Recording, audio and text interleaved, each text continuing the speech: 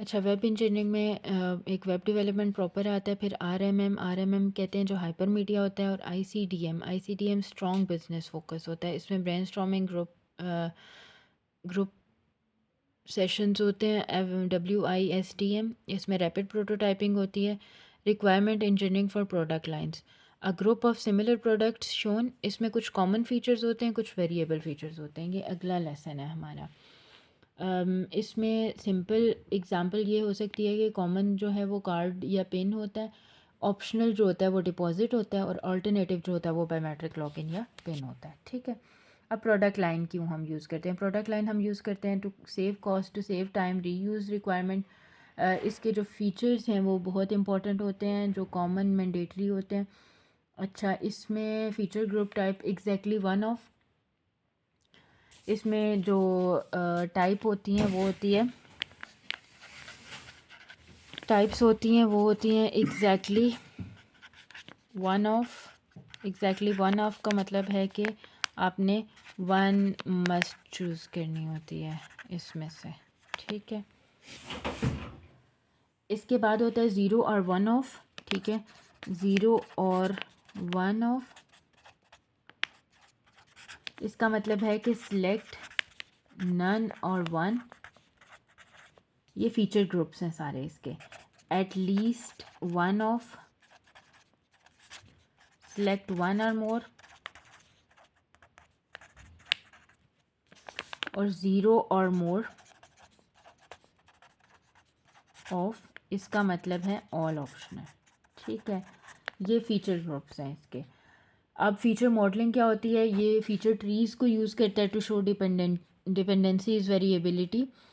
अब नेक्स्ट है हमारे पास डिसीजन मेकिंग। डिसीजन मेकिंग क्या है? डिसीजन मेकिंग आता है, decision making process is means choosing one option. अब डिसीजन हमें पता है कि वो क्या है, चूज़, ये डिसीजन है। ठीक है, चूज़ वन। डिसीजन का मतलब है कि बहुत सारे ऑप्शन हैं आपके पास, उसमें से आपने एक चूज़ करना है। इसके बाद है जी उसमें से हमने कैसे चूज़ करना है, फिर हमने प्रायोरिटाइजेशन करनी है। और प्रायोरिटाइजेशन का मतलब है कि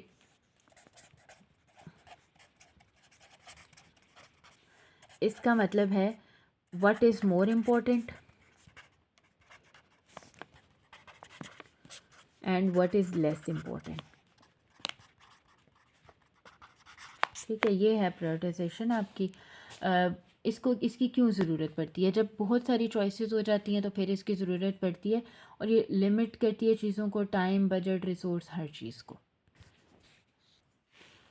अब है व्हाट आर रिक्वायरमेंट। रिक्वायरमेंट होती क्या है? रिक्वायरमेंट होती है कि सॉफ्टवेयर को क्या करना चाहिए। Problem in software, many requirements होती हैं। अब मसला क्या है, क्यों प्रायोरिटाइजेशन की ज़रूरत पड़ी है? प्रायोरिटाइजेशन की ज़रूरत पड़ी है कि हमारे पास जो है ना बहुत सारी रिक्वायरमेंट्स हैं, हमने उनमें से डिसाइड करना है कि इम्पोर्टेंट कौन सी हैं और अनइम्पॉर्टेंट कौन सी हैं। ठीक है, उसमें से इसकी, और क्योंकि हमारे पास हमारे पास है लिमिटेड टाइम। ठीक है, लिमिटेड टाइम है, इसके अलावा रिसोर्स भी लिमिटेड होता है, मनी लिमिटेड होती है, सारी रिक्वायरमेंट्स इम्प्लीमेंट नहीं हो सकती। अब इसके साफ साफ मतलब क्या हुआ कि हमने हमने अपनी रिक्वायरमेंट्स को इस तरह प्रायोरिटाइज़ करना है ऑन थ्री बेसिस। एक तो कॉस्ट, दूसरा रिस्क, तीसरा वैल्यू। ठीक है, ये तीन आपने इसमें पॉइंट्स याद रखने हैं। अब why requirement prioritization is important, मैंने आपको पहले बताया, बजट, टाइम, फीचर्स लिमिटेड होते हैं। बेनिफिट्स इसके क्या हैं कि decide core features, plan release step by step, ये रिड्यूस करता है कॉन्फ्लिक्ट्स को। ठीक है, व्हाट इज़ बीइंग प्रायोरिटाइज करना क्या है? रिक्वायरमेंट्स वही डिसाइड, हम क्या डिसाइड करते हैं, पहले क्या करना है, फिर डिले क्या करना है, और ड्रॉप क्या करना है। ठीक है, डिसीजन किस बेस पे लेना है, फर्स्ट क्या करना है, डिले क्या करना है, ड्रॉप क्या करना है। ठीक है, इन तीन बेसिस पे हम डिसीजन ले लेते हैं। अब जो प्रायोरिटाइजेशन प्रोसेस है ये आइट्रेटिव होता है। आइट्रेटिव मतलब बार बार किया जाता है, फिर कुछ चीज़ें ड्रॉप, फिर कुछ चीज़ें ड्रॉप, फिर उसके बाद कुछ चीज़ें ड्रॉप। ठीक है, अब इसकी दो मेन अप्रोचेस होती हैं। अप्रोच होती है, एक होती है मेथड्स की। ठीक है, टू अप्रोचेस हैं हमारे पास प्रायोरिटाइजेशन की। एक होती है मेथड, मेथड का मतलब नंबर्स, स्कोर्स, कैलकुलेशंस की बेस पे हम किसी चीज़ को ड्रॉप करें, डिले करें या फर्स्ट पे लेके आ रहे हैं। नेगोशिएशन, दूसरा मेथड इसका होता है नेगोशिएशन। नेगोशिएशन मतलब कि हम एक दूसरे से बात कर रहे हैं और हम इसको प्रायोरिटाइज कर रहे हैं, ठीक है।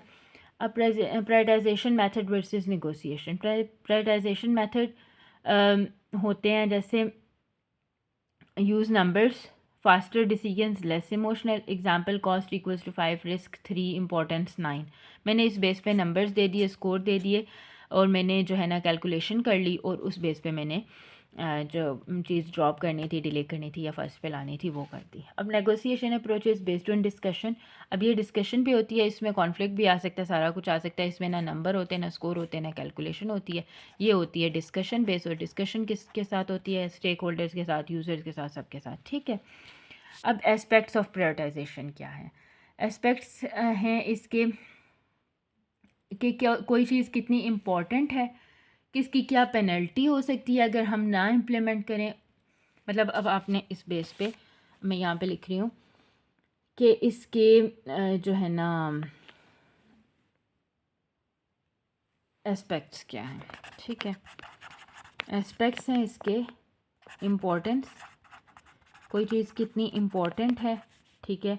अगर वो लेस इम्पॉर्टेंट है तो हम उसको डिले कर सकते हैं, अगर वो बिल्कुल इम्पॉर्टेंट नहीं है हम उसको ड्रॉप कर सकते हैं।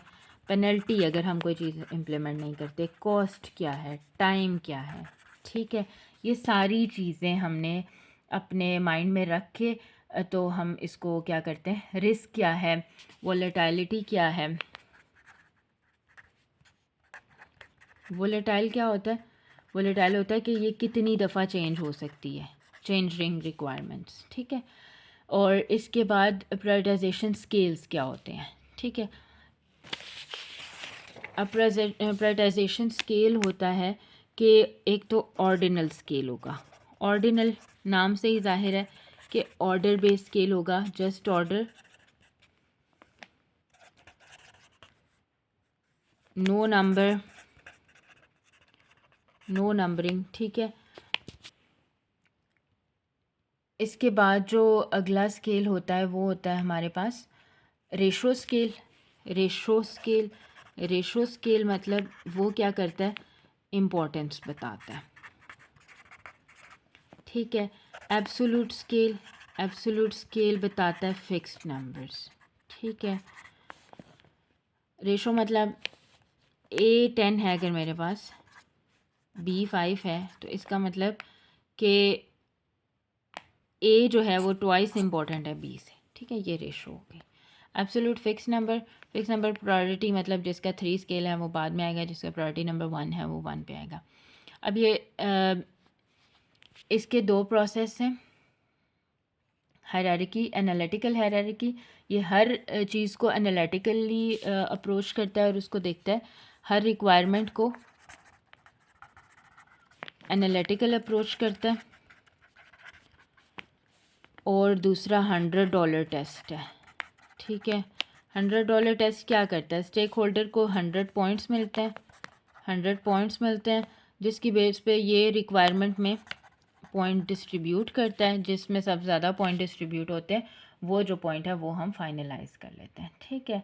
या न्यूमेरिकल असाइनमेंट होती है जिसमें हम इस बेस पे नंबर देते हैं और फिर वो हाई, लो, मीडियम वगैरह हो सकता है, या रैंकिंग हो सकती है, ठीक है। और टॉप 10 रिक्वायरमेंट्स या फिर हम उनको दे सकते हैं, ठीक है। ये सारी हमारी टेक्निक्स होती हैं, फिर हम उसको कंपैरिजन कर सकते हैं, ठीक है। और इस तरह स्टेक होल्डर इन्वॉल्वमेंट भी आ जाती है और नंबरिंग भी आ जाती है, सारा कुछ आ जाता है। कॉमन इश्यूज जो आ जाते हैं वो यही डिफरेंसेस आ जाते हैं, चेंजिंग प्रायोरिटीज़ आ जाती हैं, नॉन फंक्शनल आ जाते हैं, ठीक है।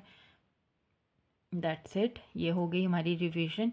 लास्ट पार्ट में ट्राइपॉड से रिकॉर्ड नहीं कर सकी क्योंकि जो है ना ट्राइपॉड, आई डोंट नो उसको क्या हो गया।